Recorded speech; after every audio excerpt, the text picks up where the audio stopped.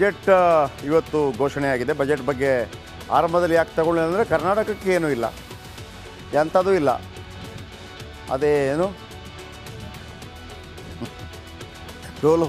ಡೋಲೋ 650 ಆಮೇಲೆ ರಾಗಿ ಮುದ್ದೆ ಅಷ್ಟೇಯ ಅಂತ ಹೇಳ್ದಂಗೆ. ಪ್ರಧಾನಿ ನರೇಂದ್ರ ಮೋದಿ ಸರ್ಕಾರದ 3ನೇ ಅವಧಿ ಸರ್ಕಾರದ ಮೊದಲ ಬಜೆಟ್ ಮಂಡನೆಯಾಗಿದೆ. ಕೇಂದ್ರ ಹಣಕಾಸು ಸಚಿವೆ ನಿರ್ಮಲಾ ಸೀತಾರಾಮನ್ ಸತತ 7ನೇ ಬಾರಿಗೆ ಕೇಂದ್ರ ಬಜೆಟ್ ಮಂಡಿಸಿದ್ದಾರೆ. ಈ ಬಾರಿಯ ಕೇಂದ್ರ ಬಜೆಟ್ ಮೇಲೆ ಶ್ರೀಸಾಮಾನ್ಯರಿಗೆ ಹಲವಾರು ನಿರೀಕ್ಷೆಗಳಿದ್ದು ಅದರಂತೆ ತೆರಿಗೆ ಪಾವತಿದಾರರಿಗೆ ಈ ಸಲದ ಬಜೆಟ್ನಲ್ಲಿ ಬಂಪರ್ ಸಿಕ್ಕಿದೆ. ಏನೆಲ್ಲ ಸಿಕ್ಕಿದೆ, ಏನೆಲ್ಲ ಸಿಕ್ಕಿಲ್ಲ ಎಲ್ಲ ಹೇಳ್ತೀನಿ. ಮೊದಲಿಗೆ ಇನ್ಕಮ್ ಟ್ಯಾಕ್ಸ್ ಸ್ಲ್ಯಾಬ್ ಯಾವ ರೀತಿ ಬದಲಾವಣೆಯಾಗಿದೆ.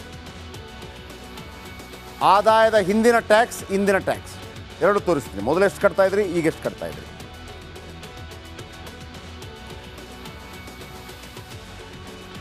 ಮೊದಲಿಗೆ ನಿಮಗೆ ಆದಾಯ 3 ಲಕ್ಷ ಇದ್ದರೆ ಮೊದಲು ಕೂಡ ಟ್ಯಾಕ್ಸ್ ಇರಲಿಲ್ಲ, ಈಗಲೂ ಟ್ಯಾಕ್ಸ್ ಇರಲಿಲ್ಲ, ಲಾಭ ನಷ್ಟ ಏನೂ ಇಲ್ಲ. ಆದರೆ ಇಲ್ಲಿ ಸ್ವಲ್ಪ ಲಾಭ ಬರುತ್ತೆ. ನೆಕ್ಸ್ಟು ನಿಮ್ಮ ಆದಾಯ 7 ಲಕ್ಷ ಇದ್ದರೆ, 7 ಲಕ್ಷ ಅಂದರೆ ಎಷ್ಟು ಬರುತ್ತೆ ಅಂದರೆ ನಿಮಗೆ 50,000 ನಿಮ್ಮ ಸಂಬಳ ಇದ್ದರೆ. ಈ ಮೊದಲು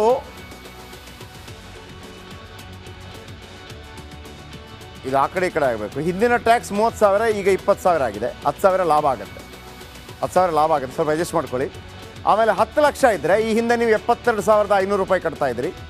ಇನ್ನು ಮುಂದೆ 50,000 ಕಟ್ಟಿದರೆ ಸಾಕು, 22,500 ಲಾಭ. ಹಿಂದಿನ ಟ್ಯಾಕ್ಸ್ ಅಂತಂದರೆ ಹಿಂದಿನ ಟ್ಯಾಕ್ಸ್, ಇದು ಈ ಕಡೆ ಆ ಕಡೆ ಈ ಕಡೆ ಆಗಬೇಕು, ಸ್ವಲ್ಪ ಅಡ್ಜಸ್ಟ್ ಮಾಡ್ಕೊಳ್ಳಿ. ನಿಮ್ಮ ಸಂಬಳ 18 ಲಕ್ಷ ತನಕ ಇದ್ದರೆ ಈ ಹಿಂದೆ 2,49,600 ರೂಪಾಯಿ ಕಟ್ತಾ ಇದ್ರಿ ಟ್ಯಾಕ್ಸ್. ಇದೀಗ 10,400 ಲಾಭ ಆಗುತ್ತೆ. 2,39,200 ಕಟ್ಟಬೇಕು. 18 ಲಕ್ಷ ಇದ್ದರೆ ನೀವು ಆದಾಯ ಮತ್ತು ಲಾಭ ನೋಡ್ಕೊಳ್ಳಿ ಅಷ್ಟೇ. ಆದಾಯ 18 ಲಕ್ಷ ಇದ್ದರೆ ಅಷ್ಟು ಬರುತ್ತೆ. ಆಮೇಲೆ 20 ಲಕ್ಷ ಇದ್ದರೆ ನೀವು 10,000 ಲಾಭ ಬರುತ್ತೆ. 20 ಲಕ್ಷ ಇದ್ದರೆ ಅಂದರೆ 15 ಲಕ್ಷದ ಮೇಲೆ ನೀವು ಪರ್ಸೆಂಟೇಜ್ ಜಾಸ್ತಿ ಆಗ್ತಾ ಹೋಗುತ್ತೆ. ಓಕೆ, ಯಾವುದು ಕಡಿಮೆ ಆಗಿದೆ, ಯಾವುದು ಜಾಸ್ತಿ ಆಗಿದೆ ನೋಡೋಣ ಬನ್ನಿ. ವಿಶೇಷ ಅಂಥದ್ದು ಏನಿಲ್ಲ. ಯಾವುದಕ್ಕೆಲ್ಲ ತೆರಿಗೆ ಏರಿಕೆ? ಆಮದು ಪ್ಲಾಸ್ಟಿಕ್ಕು ಉತ್ಪನ್ನ, ಆಮದು ಬಟ್ಟೆ, ಚರ್ಮದ ಶೂ, ಚರ್ಮದ ಬೆಲ್ಟ್, ಚರ್ಮದ ಚಪ್ಪಲಿ. ಆಮೇಲೆ ತೆರಿಗೆ ಇಳಿಕೆ ಯಾವುದಕ್ಕೆ? ಕ್ಯಾನ್ಸರ್ ಔಷಧಿ ಸಲಕರಣೆ, ಆಮದು ಔಷಧಿ, ಮೊಬೈಲ್ ಫೋನ್ ಬಿಡಿಭಾಗ, ಮೊಬೈಲ್ ಚಾರ್ಜರ್, ಚರ್ಮ ಉತ್ಪನ್ನ, ಚಿನ್ನ ಬೆಳ್ಳಿ ಪ್ಲಾಟಿನಮ್ ಸ್ವಲ್ಪ ಕಡಿಮೆ ಆಗಿದೆ. ಇಷ್ಟೇ.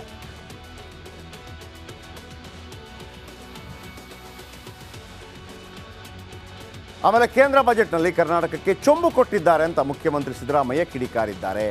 ಆಂಧ್ರ ಪ್ರದೇಶ, ಬಿಹಾರ ರಾಜ್ಯಗಳಿಗೆ ವಿಶೇಷ ಅನುದಾನ ಕೊಟ್ಟಿದ್ದಾರೆ. ಬೇರೆ ರಾಜ್ಯಗಳಿಗೆ ಯಾವುದೇ ಕೊಡುಗೆ ನೀಡಿಲ್ಲ. ಏಕೆಂದರೆ ನರೇಂದ್ರ ಮೋದಿ ಪ್ರಧಾನಿಯಾಗಿ ಉಳಿಯಬೇಕೆಂದರೆ ಆ ಎರಡೂ ರಾಜ್ಯಗಳ ಸಹಕಾರ ಬೇಕು. ಅದಕ್ಕಾಗಿ ವಿಶೇಷ ಅನುದಾನ ಕೊಟ್ಟಿದ್ದಾರೆ. ಆದರೆ ಕರ್ನಾಟಕಕ್ಕೆ ಚೊಂಬು ಕೊಟ್ಟು ಪಂಗನಾಮ ಹಾಕಿದ್ದಾರೆ ಅಂತೇಳಿ ಸಿದ್ದರಾಮಯ್ಯ ಟೀಕಿಸಿದ್ದಾರೆ. ಈ ಬಜೆಟ್ ಒಂದು ರೀತಿ ಕರ್ನಾಟಕಕ್ಕೆ ನಿರ್ಮಲಾ ಸೀತಾರಾಮನ್ ಅವರು ಚೊಂಬು ಕೊಟ್ಟಿದ್ದಾರೆ. ಕರ್ನಾಟಕಕ್ಕೆ ಏನು ಕೊಟ್ಟು ಸಿಕ್ಕಿಲ್ಲ. ಆಂಧ್ರ ಮತ್ತು ಬಿಹಾರ 2 ರಾಜ್ಯಗಳಿಗೆ ಅನುದಾನ ಕೊಟ್ಟಿರೋದು ಬಿಟ್ಟರೆ, ವಿಶೇಷ ಅನುದಾನ ಕೊಟ್ಟಿರೋದು ಬಿಟ್ಟರೆ ಬೇರೆ ರಾಜ್ಯಗಳಿಗೆ ಅನುದಾನವನ್ನು ಕೊಟ್ಟಿಲ್ಲ. ಯಾಕಂತಂದರೆ ಅವರು ಪ್ರಧಾನಮಂತ್ರಿಯಾಗಿ ಉಳಿಬೇಕಾದ್ರೆ ಆಂಧ್ರ ಮತ್ತು ಬಿಹಾರಗಳ ಬೆಂಬಲ ಬೇಕು. ಅದಕ್ಕೋಸ್ಕರ ಆ 2 ರಾಜ್ಯಗಳಿಗೆ ವಿಶೇಷ ಅನುದಾನವನ್ನು. ಇಂದಿನ ಅಧಿವೇಶನ ನಾನಾ ಕಾರಣಕ್ಕೆ ಸದ್ದು ಮಾಡಿತು. ಕಾಂಗ್ರೆಸ್ ಬಿಜೆಪಿ ನಾಯಕರು ಗಂಭೀರವಾಗಿ ಚರ್ಚೆ ಮಾಡಿದರು, ಒಬ್ಬರನ್ನೊಬ್ಬರು ಟೀಕಿಸಿದರು. ಕಾಮಿಡಿ ಇರಲಿಲ್ಲ, ಆದರೆ ಗಂಭೀರ ಚರ್ಚೆ ಇತ್ತು. ವ್ಯಂಗ್ಯ ಇತ್ತು, ಟೀಕೆ ಇತ್ತು, ಎಲ್ಲವೂ ಇತ್ತು.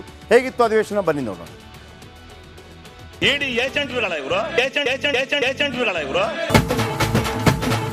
ಇವ್ರಿಗೆ ಈ ರಾಜ್ಯದಲ್ಲಿ ಹಿಂಗಾದ್ರೆ ಇನ್ನೊಂದು ರಾಜ್ಯದಲ್ಲಿ ಆಯ್ಕೊಂಡು ಹೊಡಿತಾರೆ.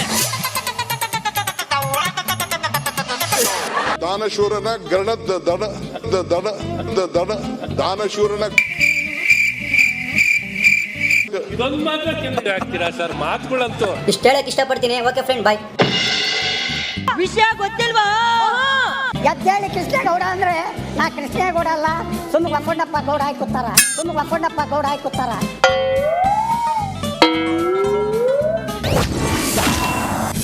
ಇಡಿ ಏನು ಇವ್ರಪ್ಪನ ಮನೆದ? ಮುಖ್ಯಮಂತ್ರಿಗಳ ಹೆಸರು ಹೇಳು, ಅವ್ರನ್ನ ಇಕ್ಕಟ್ಟಿ ಸಿಲುಕ್ಸು ಅಂತ ಹೇಳಿ ಇಡಿ ಅವರು ಬಂದು ಇಲ್ಲಿ ಪ್ರಜಾಪ್ರಭುತ್ವತ್ತೇನ್ರಿ?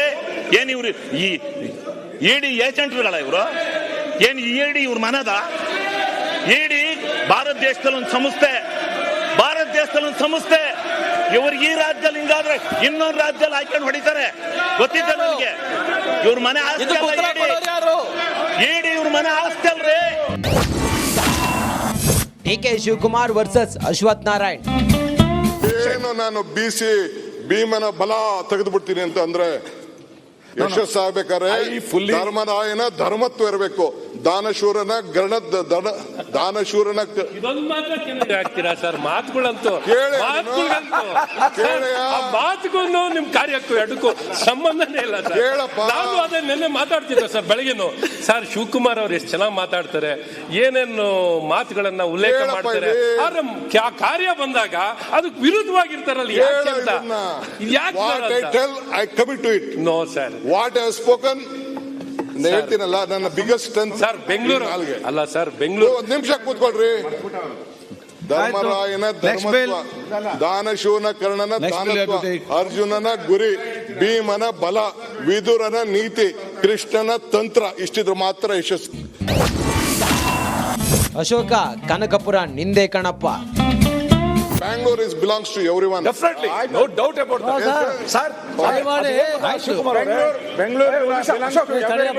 Kanakpura also belongs to everybody. Kanakpura nindappa. Kanakpura also belongs to everybody. ನೀವು ಹೇಳಿದ್ರೆ ಬೆಂಗಳೂರು ನಮ್ದಲ್ಲ, ಕನಕಪುರನೂ ನಮ್ದು. ನಿನ್ಗೂ ಓಟ್ ಬೆಂಗಳೂರು ಒಡೆದ್ರೆ ಕೆಂಪೇಗೌಡರಿಗೆ ಅವಮಾನ. ಕೆಂಪೇಗೌಡರು ಬೆಂಗಳೂರು ಕಟ್ಟಿದ್ದು ಅವ್ರಿಗೆ ದ್ರೋಹ ಹೊಡಿತಾ ಇದ್ರೆ ಚಿತ್ರ ಮಾಡಿದ್ರೆ ಶಾಪ ತಟ್ಟುತ್ತೆ ನಿಮಗೆ. ನೀವು ಕೆಂಪೇಗೌಡರನ್ನ ಅವಮಾನ ಮಾಡ್ತಿದ್ದೀರಿ. ಪ್ರಧಾನಮಂತ್ರಿ ಮಾಡಬಾರ್ದು. 7 ಕೋಟಿ ಇರೋರ್ನ ಮುಖ್ಯಮಂತ್ರಿ ನೀವು ಕೆಂಪೇಗೌಡರನ್ನ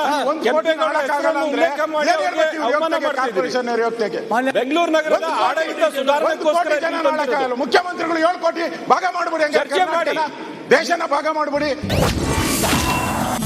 ಎಚ್ ಕೆ ಪಾಟೀಲ್ ರೇ ಎದ್ದೇಳ್ರಿ ಯಪ್ಪ. ನಮ್ಮ ಎಚ್ ಕೆ ಪಾಟೀಲ್ರು ಏನು ಮಾತಾಡೋದಿಲ್ಲ. ಇಂಥ ಸಂದರ್ಭದಾಗ ಎತ್ತು ಮಾತಾಡ. ಅವ ಕೆ ಎಚ್ ಪಾಟೀಲ್ ಹೆಂಗಿದ್ರು ಹುಲಿ ಹತ್ತಿದ್ರು, ಗದಗ ಹುಲಿ ಮಾತಾಡ್ತಿದ್ರು ಸರ್ಕಾರ ಬಿಲ್ ಬಗ್ಗೆ ಮಾತಾಡಿ. ಎದ್ದೇಳಿ ಮಂಜುನಾಥ ತೇರಿಸ್ಬೇಕಾಗಿ.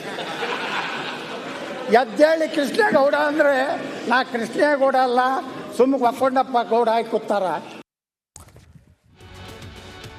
ನೋಡಿ. ಇವ್ರಿಗೆ ಒಂದು ಪ್ಲಾನ್ ಇತ್ತು. ಏನು ಪ್ಲ್ಯಾನು? ರೇಣುಕಾ ಸ್ವಾಮಿಯನ್ನು ಶೆಡ್ಗೆ ಕರ್ಕೊಂಬರ್ತಾರೆ. ಯಾರು ಕರ್ಕೊಂಬರೋದು? ರಾಘವೇಂದ್ರ ಅವರ ತಾಯಿ ಮೊನ್ನೆ ತೀರ್ಕೊಂಡ್ರು. ನಿರಂತರ 5 ಗಂಟೆ ಟಾರ್ಚರ್ ಮಾಡಿದ ಮೇಲೆ ಒಂದು ಹೊಸ ವರ್ಷ ಶುರುವಾಗುತ್ತೆ. ಅಂದರೆ ಆನ್ ದ ಸ್ಪಾಟ್. ಯಾಕಂದರೆ ಅದು ಪ್ಲ್ಯಾಂಡ್ ಅಲ್ವಲ್ಲ, ಪೊಲೀಸರಲ್ವಲ್ಲ. ಅಣ್ಣ ಈಗ ಇವನ ಒಂದು ಕ್ಷಮೆ ಕೇಳೋದು ಮಾಡೋಣ.